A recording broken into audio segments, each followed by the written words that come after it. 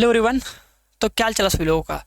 एक बार फटाक से कमेंट करके बता दो सबकी तैयारी कैसी है, अच्छी है कि नहीं, क्योंकि अब एग्ज़ाम होने वाला है और उम्मीद करेंगे सबकी तैयारी अच्छी होगी। और जिसकी अच्छी नहीं है भाई अच्छी कर लो, लास्ट टाइम चल रहा है। अभी बताएंगे क्या तरीका है, क्या मेथड है जिससे हम लोग अपनी तैयारी एकदम बेस्ट से बेस्ट कर सकते हैं ना। चलो देखो, आज के इस लेक्चर में हम लोग बात करेंगे कि हम लोग मैथ का पेपर कैसे अटेम्प्ट करें ना। जब एग्ज़ाम होगा तो एग्ज़ाम सेंटर पे कैसे जाएं कि हम अपने पेपर को जब सॉल्व करने बैठे तो मैथ में अधिक से अधिक क्वेश्चन को सॉल्व कर पाएँ ना। नहीं तो देखो होता क्या है कि बहुत सारे बच्चे जो पढ़ने में तेज़ होते हैं, जो अच्छे से सिलेबस कंप्लीट किए होते हैं, जो रिवीजन किए होते हैं, प्रैक्टिस किए होते हैं, उनका सही से टाइम मैनेज नहीं हो पाता है।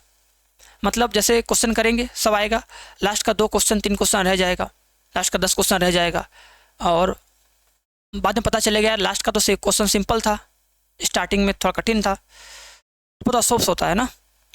तो एक बात यही कहेंगे कि देखो, अगर हम किसी भी कंपटीशन में बैठ रहे हैं ना जिसमें बहुत सारे स्टूडेंट अप्लाई किए हों, तो उस कंपटीशन में अगर सबसे अच्छा स्कोर करना है तो सबसे बेस्ट स्ट्रेटजी होती है एक आर्ट ऑफ स्किपिंग ना। कि अगर कोई क्वेश्चन है तो उसे कैसे छोड़ा जाए ना। ये नहीं कि हम सब पढ़े हैं, हम हर एक चीज़ अच्छे से पढ़े हैं, मैथ में मेरे को सब कुछ आता है, हम सब सवाल लगाए हैं तो इस सवाल को लगा के रहेंगे ना, एकदम एटीट्यूड, एकदम हीरो वाली फीलिंग कि कर के रहेंगे। तो उसमें होता क्या, टाइम वेस्ट होता है।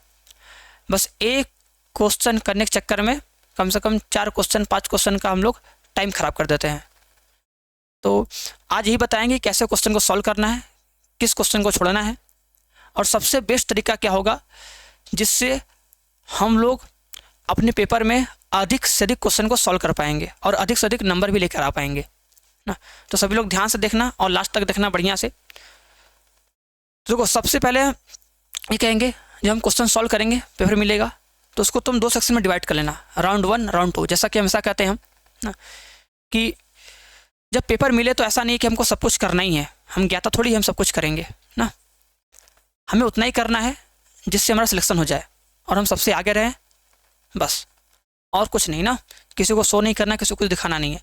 तो देखो, हम पेपर को सॉल्व करते टाइम हम बांटेंगे उसको 2 राउंड में, एक राउंड फर्स्ट एक राउंड सेकंड।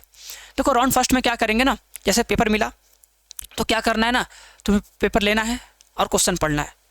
तो जो क्वेश्चन तुम्हें पढ़ते ही पता चल जाए कि तो सॉल्व हो जाएगा, उसका लॉजिक तुम्हारे माइंड में अगर मान लो 3 सेकंड 4 सेकंड में आ गया, 5 सेकंड में आ गया कि हाँ यार ये ऐसे होगा, इसे हम फटाक से करेंगे, ये 20 सेकंड 25 सेकंड में सॉल्व होकर आंसर आ जाएगा ना। तो ऐसे क्वेश्चन जिसका लॉजिक तुरंत पता चल जाए 2 सेकंड 3 सेकंड में, तो हमें उन क्वेश्चन को सॉल्व करना है।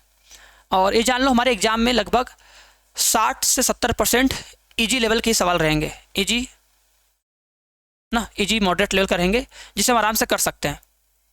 और ये काम हमें क्या करना है, पूरे पेपर के दौरान करना है। फटाक से क्वेश्चन देखे, जैसे फर्स्ट क्वेश्चन देखे आ रहा है, ठीक है करो। सेकंड क्वेश्चन देखे आ रहा है, ठीक है फटाक से कर दो। थर्ड क्वेश्चन आ रहा है, फटाक से कर दो।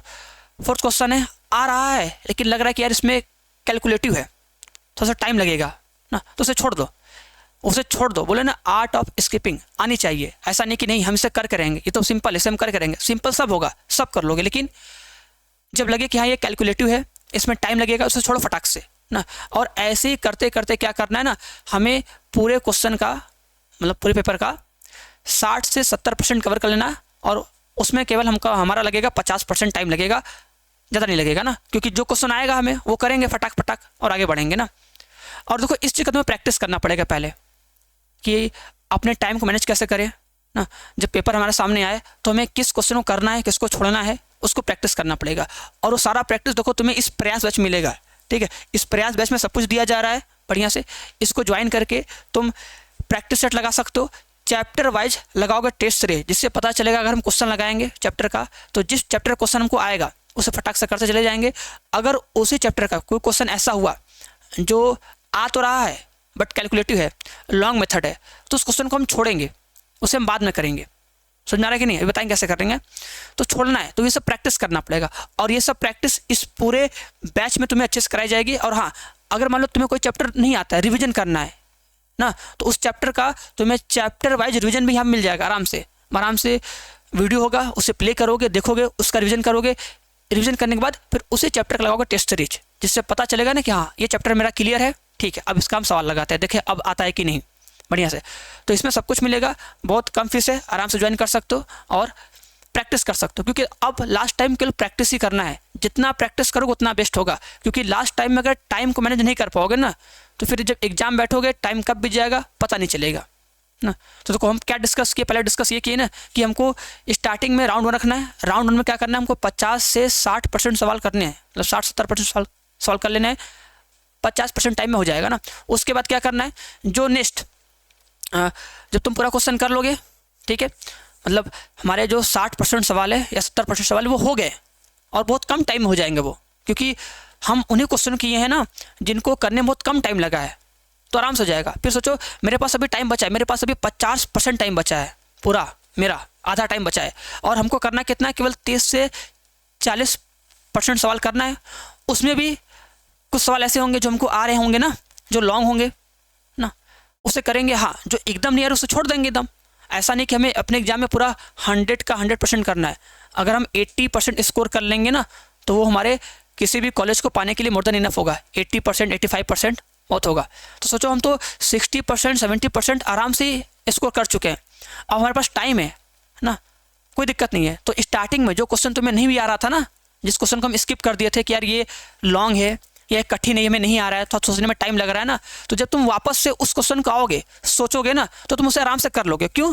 क्योंकि तुम्हारे माइंड में ये रहेगा यार मेरे पास टाइम है, मेरे पास अभी मेरा 50% टाइम मेरे पास बचा हुआ है ना, मेरे पास टाइम का कोई प्रेशर नहीं है। एकदम रिलैक्स होकर उस क्वेश्चन को लोगे और करोगे। तुमको पता है कि यार हम अपना 70% तो कर चुके हैं, ये मेरा एक्स्ट्रा हो रहा है, इसे हम आराम से करेंगे। तो जब उस आराम से अपने माइंड को माइंड सेट एकदम क्लियर कर लोगे, मेरे पास टाइम भी है, आराम से यही 30% क्वेश्चन करना है, करोगे, तो जो क्वेश्चन नहीं भी आ रहे होंगे ना, उसमें दिमाग लगाओगे वो भी आ जाएगा, आराम से होगा। तो ये मेथड सबसे बेस्ट होता है ना, बस समझे कि नहीं। तो हमें क्या करना है, अपने पेपर को 2 पार्ट में डिवाइड करके करना होगा, जैसे बताएं वैसे करना है। राउंड 1 में क्या करना है, सबसे में ईजी और मॉडरेट क्वेश्चन सॉल्व करना है।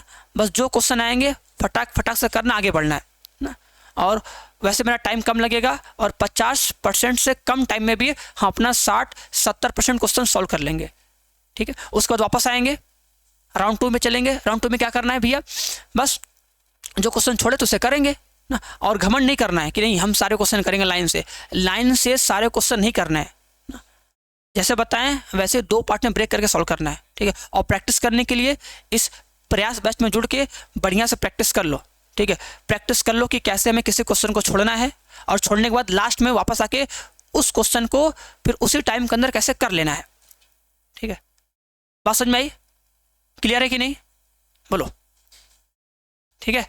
तो बस यही कहेंगे, और बस अपने टाइम मैनेज को सही करो कि मेरा टाइम मैनेजमेंट सही हो जाए बढ़िया से, और वो प्रैक्टिस से होगा, बिना प्रैक्टिस के नहीं होगा। क्लियर है?